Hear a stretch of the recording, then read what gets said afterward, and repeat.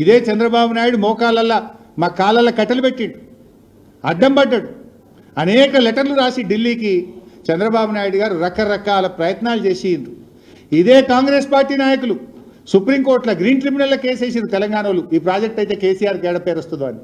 అడ్డంకులు సృష్టిస్తే హైకోర్టులో, సుప్రీంకోర్టులో, గ్రీన్ ట్రిబ్యునల్లో అటు ఆంధ్రప్రదేశ్ ఇటు తెలంగాణ కాంగ్రెస్ కేసులు వేస్తే కూడా వ్యూహాత్మకంగా ముందుకు పోయినాం. స్టే వచ్చింది ఒక దశలో, ప్రాజెక్టు పనులు ఆపేయండి అని గ్రీన్ ట్రిబ్యునల్ స్టే ఇచ్చింది.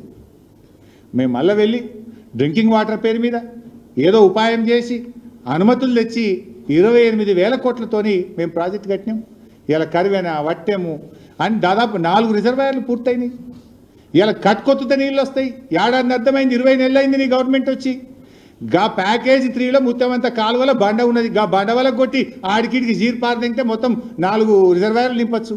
ఏం చేస్తున్నావు నాకు అర్థం కాదు. 20 నెలల్లో గా 4 రిజర్వాయర్లు నింపే తెలివి లేదా? మేము 4 పంప్ హౌజులు పూర్తయినాయి, 4 రిజర్వాయర్లు పూర్తయినాయి, 28,000 కోట్లు ఖర్చు పెట్టి పాలమూరు జిల్లా కోసం మేము పనిచేస్తే గా ముత్తమంతా ప్యాకేజ్ 3లో బండ వల్ల కొట్టి ఆడికిడికి జీర్ పారేయక దానికి 20 నెలల నుంచి ఏదో మీనవేషాలు లెక్క పెడుతున్నావు. ఇది మా కమిట్మెంటు. నువ్వేం మాట్లాడుతావు? PRS నిర్లక్ష్యం చేసింది. నీ తెలుగుదేశం పార్టీ ఇదే నెట్టంపాడు, కల్వకుర్తి 5 కోట్లే పెట్టుండే ఏడాదికి. బడ్జెట్లో 5 కోట్లు పెట్టుండే చంద్రబాబు నాయుడు. ఆయననేమో నీకు బంగారు బాతలు లెక్క కనబడుతుంది, బంగారం లెక్క కనబడుతుంది చంద్రబాబు. మేమేమో 1000 కోట్లు ఖర్చు పెట్టి 3 లక్షల ఎకరాలకు నీళ్ళు ఇస్తే మేమేం పని చేయలేదంటావు నువ్వు.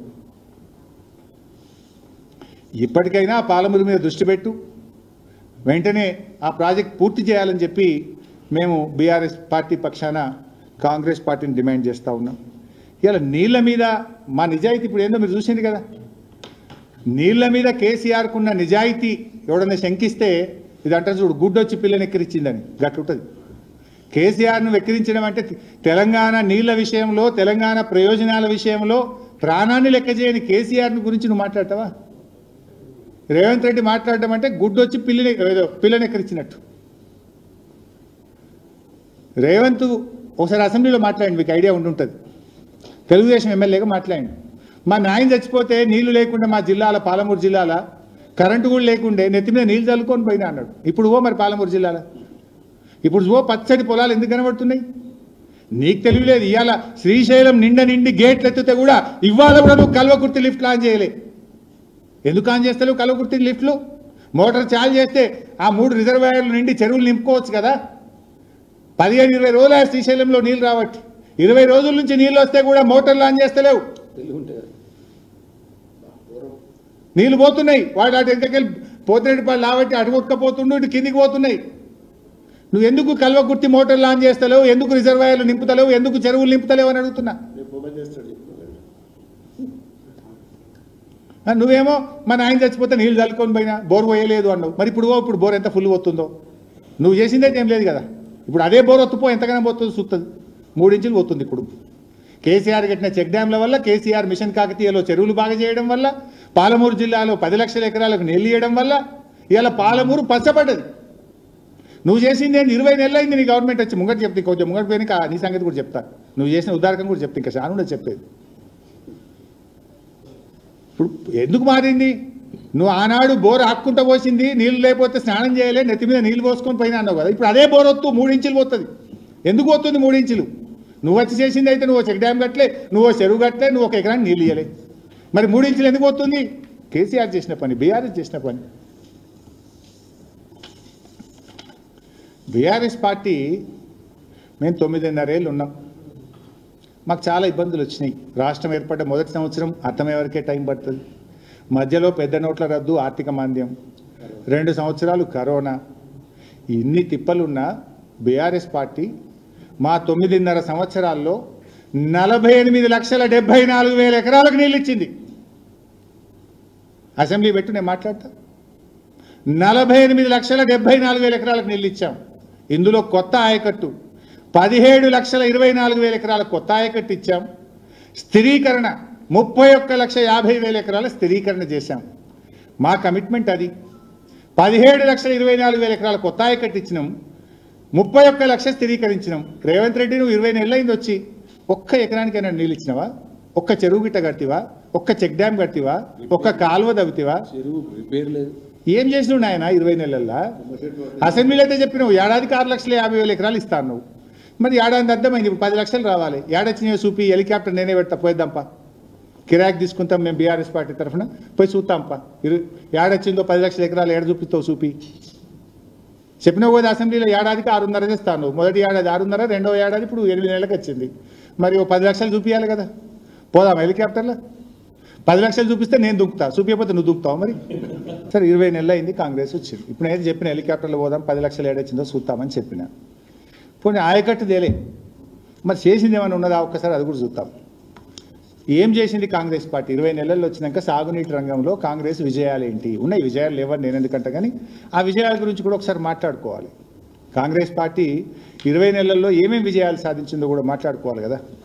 సాధించినాయి, కొన్ని విజయాలు ఉన్నాయి. ఎస్ఎల్బీసీ కుప్పకూలింది, వట్టెం పంప్ హౌస్ మునిగిపోయింది, పెద్దవాగు కొట్టుకుపోయింది, జూరాల గేట్లు 2 పడిపోయినాయి. ఇది కాంగ్రెస్ సాధించిన విజయం. ఏమైనా ఉన్నదా బిడ్డ ఇంతకు మించి? చెప్పు ఏడున్నదో. సేమ్ సుఖిశాల అంటే డ్రింకింగ్ వాటర్, మంజీరా పర్రెలు పెట్టిందట మా ప్రభాకర్ రెడ్డి యాజెత్తుడు. ఇప్పుడు ఇవి కాకుండా ఇంకా కొన్ని ఘనకార్యాలు సాధించారు. ప్రాజెక్టుల అప్పగింత. బీఆర్ఎస్ పార్టీ ఏమో కృష్ణానదిలో జలాల పంపిణీ జరిగేదాకా మేము ప్రాజెక్టులు అప్పగించం అని చెప్పినాం. ఉత్తగా చెప్తలేను, రికార్డు చూపిస్తా. కృష్ణానదిలో కేఆర్ఎంబీకి ప్రాజెక్టులు అప్పగించాలని చంద్రబాబు నాయుడు, నో అప్పగించము అని కేసీఆర్. మినిట్స్ ఉన్నాయి, చూపిస్తా మీకు కావాలంటే. ఏదైతే 2026 నిన్న మినిట్స్ చదివింది కదా మిస్టర్ రేవంత్ రెడ్డి, అదే మీటింగ్లో 2026 జరిగిన అపెక్స్ కౌన్సిల్ మీటింగ్, వాడి పైన డేట్ కూడా ఉంది. అదే మీటింగ్లో చంద్రబాబు ఏమన్నాడో కేసీఆర్ ఏమన్నాడో చదివి వినిపిస్తాం మీకు. అందులో కాంగ్రెస్ ఏం చేసిందో కూడా చెప్తా ఇప్పుడు. నెక్స్ట్ మేమేం కొట్లాడినాం, వీళ్ళు ఏం ఉద్దార్థం చేసిండ్రు. సప్లిమెంటరీ పేపర్ సప్లైడ్ అని రాసి honourable chief minister Andhra Pradesh agenda point 2 ఏం మాట్లాడిండో చంద్రబాబు నాయుడు మాట్లాడిండు. ఏమని? Pending allocations to be made by KWDT2 jurisdiction of KRMB may be notified by Government of India. He stressed that there is no linkage between jurisdiction and project-wise allocations by KWDT2. అంటే KWDT2 అవార్డుకు KRMBకి సంబంధమే లేదు. ఈ ప్రాజెక్టులు మొత్తం అప్పగించాలి KRMBకి, ఎందుకంటే వాళ్ళు మొత్తం నీళ్ళు దొప్పిపోవచ్చు అని. ఇప్పుడు ఎందుకంటే వాళ్ళు 512,299 కదా. ఇది చంద్రబాబు వాదన. అదే మీటింగ్లో కేసీఆర్ గారు ఏమన్నారో కూడా విందాం. ఎజెండా పాయింట్ 2 కేసీఆర్ గారు మాట్లాడింది. కేసీఆర్ గారు ఏమంటారు? He was of the firm view that only after the final KWDT2 award can the KRMB jurisdiction finalized and notified. KWDT award తేలేదాకా ఫర్ము అంటే బలంగా చెప్పిండు, సమస్య లేదు ప్రాజెక్టులు అప్పచెప్పేది అని కేసీఆర్ చెప్పిండు. ఫైనల్గా కేంద్ర ప్రభుత్వం కూడా అదే ఒప్పుకున్నది. ఫైనల్గా కేంద్రం నోనో ఇచ్చేది లేదు, ఇది పెండింగే ఉంటుంది, KWDTకి లెటర్ రాస్తాం, KWDTని తొందరగా తేల్చమని చెప్పి కేంద్ర ప్రభుత్వం తరఫున మేము లెటర్ రాస్తాం, తేలినాకనే ప్రాజెక్టులు KRMBకి ఇవ్వాలి అని ఆ మీటింగ్ మినిట్స్లో కేంద్ర ప్రభుత్వం చెప్పింది, కేసీఆర్ చెప్పిండు. ఇది ఒకటి. రెండవది ప్రూఫ్, ఇది ఢిల్లీలో 26 జూన్ 2015 ఇందాక చదివినిపించిన, ఇది ముద్దుల ఆదిత్యనాథ్ చెప్పింది. 26 జూన్ 2015 ఎవరికి ముద్దుల? రేవంత్ రెడ్డికి. ఆ మీటింగ్లో స్పష్టంగా పారాగ్రాఫ్ 3లో చాలా స్పష్టంగా ప్రాజెక్టులు మొత్తం KRMBకి అప్పగించాలని ఆదిత్యనాథ్ దాస్, నో, KWDT2 ప్రకారం కృష్ణా నదీ జలాల్లో నీళ్లు పంచినాకనే ప్రాజెక్టులు అప్పగిస్తామని మన ఆదిత్యనాథ్ దాస్ దానికి మన జోషి గారు కౌంటర్ ఇచ్చారు, మన తెలంగాణ సెక్రటరీ.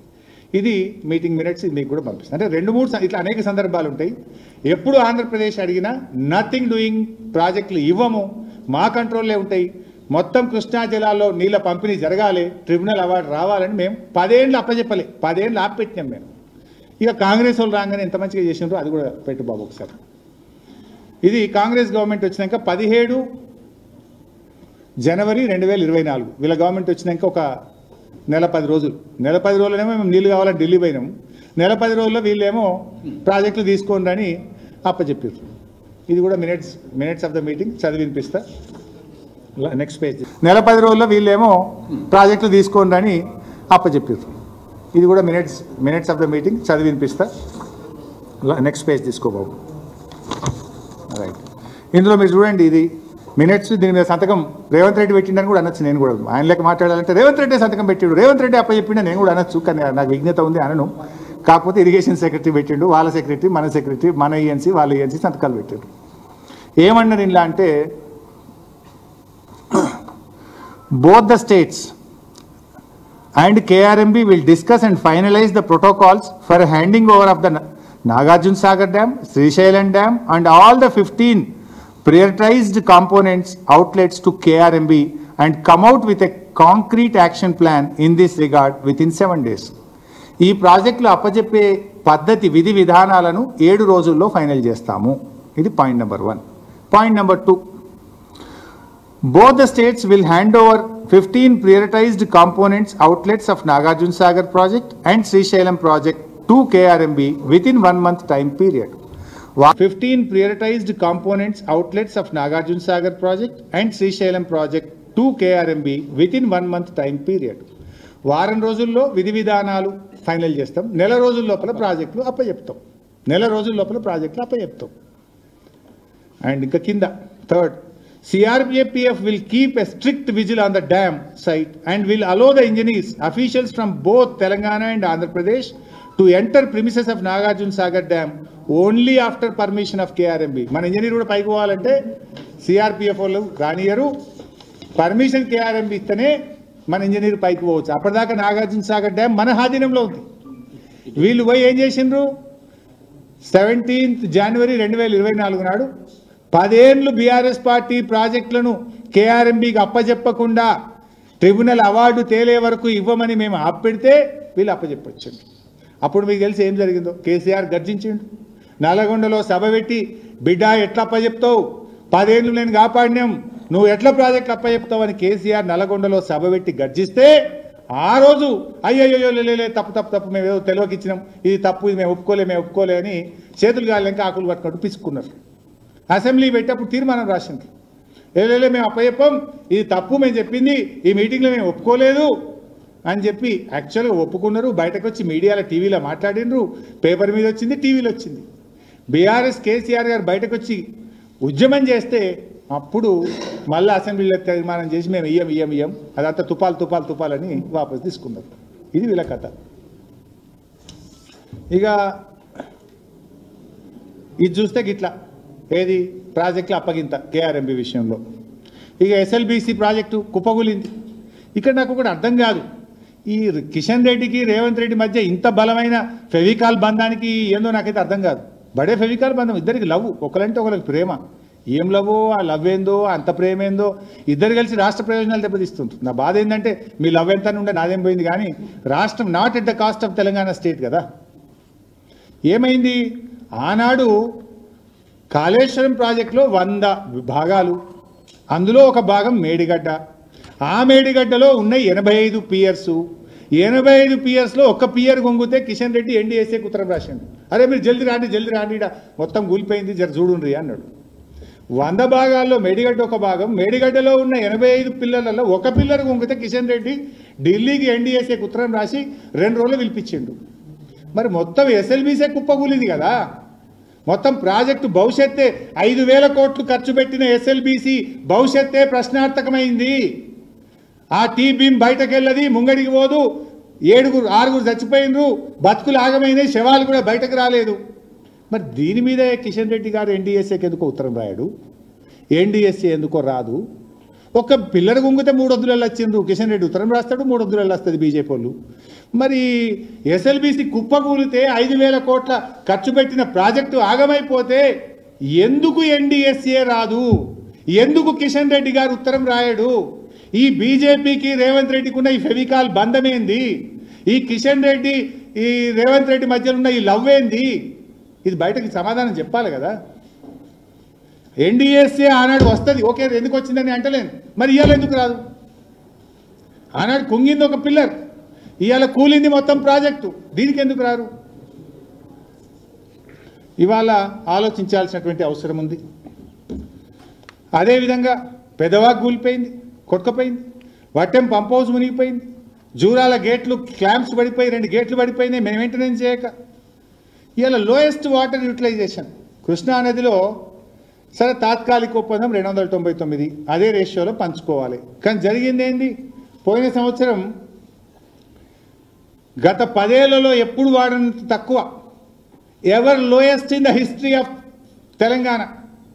రాష్ట్రం ఏర్పడ్డ తర్వాత కృష్ణా నదీ జలాల్లో అతి తక్కువ నీళ్లు వాడిన రాష్ట్రం సంవత్సరం మొన్నటి సంవత్సరం మీరు చూడండి 28.4. ఎప్పుడు ఏ సంవత్సరం కూడా ఇంత తక్కువ నీళ్లు వాడలే తెలంగాణ. మీరేమో నెట్టంపాడు క్రాప్ హాలిడే ప్రకటించిండ్రు, ప్రాజెక్టులకు క్రాప్ హాలిడే ప్రకటించిండ్రు, ఆంధ్రాకు నీళ్ళు వదిలిపెట్టిండ్రు. Ever lowest in the history of after formation of Telangana. ఈరోజు మీరు బాగా ఆలోచించాల్సింది ఏంటంటే, ఇవాళ నీళ్ల వాడకంలో కూడా ఉన్న తాత్కాలిక ఒప్పందం ప్రకారంగా నీళ్లను కూడా వాడలేకపోయిన దద్దమ్మ ప్రభుత్వం ఈ రేవంత్ రెడ్డి ప్రభుత్వం. ఫెయిల్ అయిపోయింది. మీరు ఉన్న నీళ్ళు కూడా వాడుకోలే.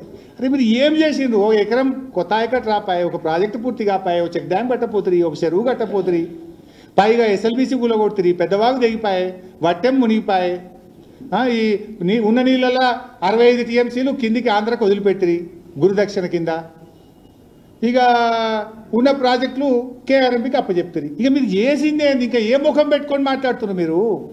ఒక్కటన్నా మంచి పని ఉండదా మీరు చేసింది? అంత కూలగొట్టుడు, మునగొట్టుడు, తెగ్గొట్టుడు, అప్పచెప్పుడు, నీళ్ళు కిందికి వదులుడు, గింతే కదా నువ్వు చేసిన ఉదారకం. నువ్వు చేసిందేమో నేను మాట్లాడుతున్నావు ఇంకా సోయి లేకుండా సిగ్గు లేకుండా. బెజవాడ బజ్జీలు తిన్నారా అప్పచెప్పిరటవా? ఇది ఇట్లా. ఇక ఉత్తమ్ కుమార్ రెడ్డి కూడా ఏందో మనకు అబద్ధాలాడి రేవంత్ రెడ్డి ముఖ్యమంత్రి అయిండు. నేను కూడా అబద్ధాలు ఆడపోతే అయితలేను అనుకుంటుండో ఏందో నాకు అర్థమే అవుతలేదు. ఈయన కూడా ఆయనకు శిష్యుడు అయిపోయిండు. నేను ఉత్తమ్ కుమార్ రెడ్డి మాట్లాడుతూ చాలా కష్టపడి కాంగ్రెస్ పార్టీ వచ్చినాక సీతారామకు హైడ్రాలజీ క్లియరెన్స్ తెచ్చినామన్నాడు. ఉన్నదా వీడియో జర చూపి? అది కూడా మన అధికారంలో వచ్చిన తర్వాత సీతారాం సాగర్ కి వాళ్ళు 10,000 కోట్లు ఖర్చు పెట్టిండ్రు, చుక్క నీటి కేటాయింపు లేదు. మన ప్రభుత్వం వచ్చిన తర్వాత కేంద్ర ప్రభుత్వంలో అన్ని శాఖల్లో సమర్థవంతంగా పనిచేసి 67 టీఎంసీలు మరి హైదరాబాద్ క్లియరెన్స్ తెప్పించుకుంది మన ప్రభుత్వం. మన అధికారంలో వచ్చింది అన్ని శాఖలను సమన్వయం చేసి చెమటలన్నీ కక్కి చాలా కష్టపడి హైడ్రాలజీ క్లియరెన్స్ తెచ్చిన అంటాడు. ఇది hydrology department central water commission date 30 జనవరి 2023. ఇది స్పష్టంగా బీఆర్ఎస్ ప్రభుత్వ హయాంలో ఈ మన ప్రాజెక్టుకు సీతమ్మ సాగర్ ప్రాజెక్టుకు వచ్చిన హైడ్రాలజీ క్లియరెన్స్. అదేవిధంగా సీతారామ ప్రాజెక్టుకు డేటు 28/9/2021 అనుకుంటా. ఇందులో కూడా హైడ్రాలజీ క్లియరెన్స్ సీతారామకు 65 టీఎంసీలతోని బీఆర్ఎస్ ప్రభుత్వంలోనే వచ్చిన హైడ్రాలజీ క్లియరెన్స్. ఇంత స్పష్టంగా ఉంటే మేము హైడ్రాలజీ తెచ్చిన అంటాడు. బీఆర్ఎస్ హయాంలో మొత్తంగా చూస్తే ఈ సీతారామ లిఫ్ట్ ఇరిగేషను సీతమ్మ సాగర్కు ఇప్పటి వరకు 27 అనుమతులు వచ్చినాయి. ఇది పేజ్ 1, ఇది పేజ్ 2, ఇది పేజ్ 3. 27లో 25 బీఆర్ఎస్ హయాంలోనే వచ్చినాయి. 25 ఏమేమి అనుమతులు చదివితే టైం వేస్ట్ అవుతుంది. అన్నీ ఉంటాయి ఇలా హైడ్రాలజీతో పాటు ఎన్విరాన్మెంటు ఎట్సెట్రా 27 అనుమతుల్లో కేంద్రం నుంచి రావాల్సి వస్తే అందులో 25 అనుమతులు బీఆర్ఎస్ హయాంలో సాధించినటువంటి. హైడ్రాలజీది అయితే మేమే తెచ్చినాం. దాని కాగితం కూడా నేను మీ అందరికి కూడా షేర్ చేస్తా. ఉత్తమ్ కుమార్ రెడ్డి గారికి కూడా పంపించండి వాట్సాప్లో, నేను కూడా పంపిస్తా. ఇకపోతే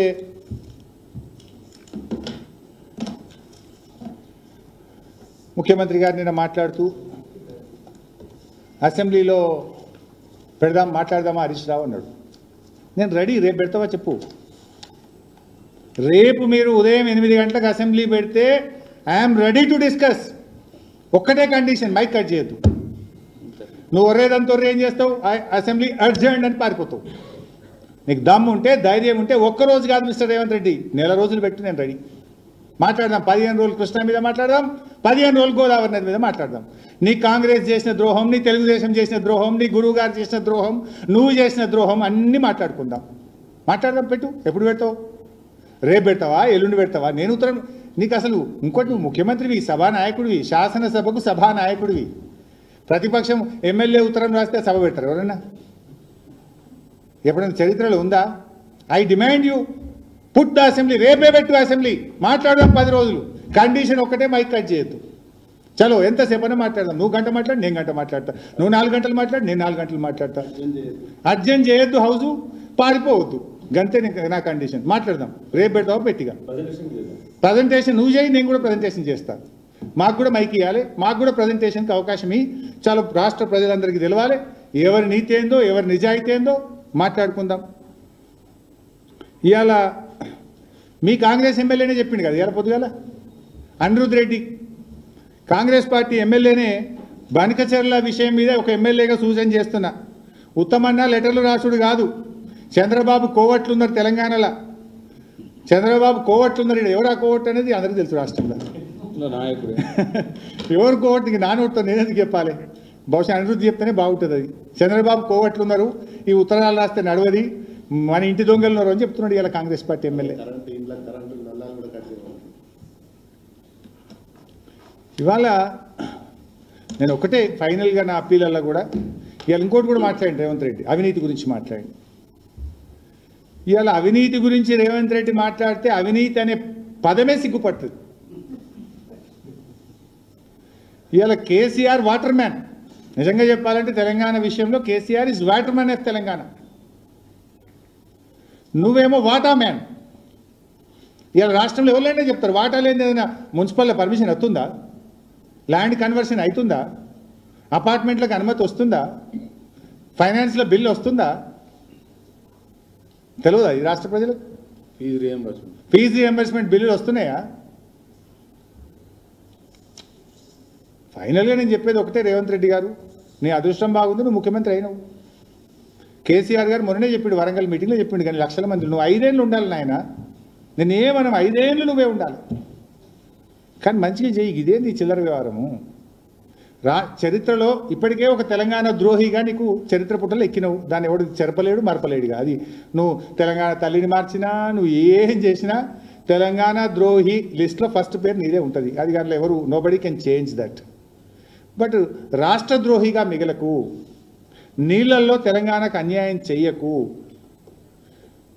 ఒక స్టేట్స్మెన్గా మిగిలిపో, నిజంగా నిజాయితీగా పనిచేయి. ఈ చిల్లర రాజకీయాలు, చిల్లర మాటలు, గోబల్సు, కుక్కతోక వంకర అన్నట్టు అబద్ధాలు మాట్లాడు బంద్ చేసి నిజాయితీగా మాట్లాడు. మేము కూడా సహకరిస్తాం. ఇంకా 3-3.5 ఏళ్ళు ఎలక్షన్ ఉంది, లాస్ట్ 6 నెలలు చూసుకుందాం రాజకీయం ఏదైనా ఉంటే. But you work for the people, you work for the state. కానీ ఈ చిల్లర కథ బంద్ చేయాలని చెప్పి రేవంత్ రెడ్డి గారికి హితవు పలుకుతూ ధన్యవాదాలు.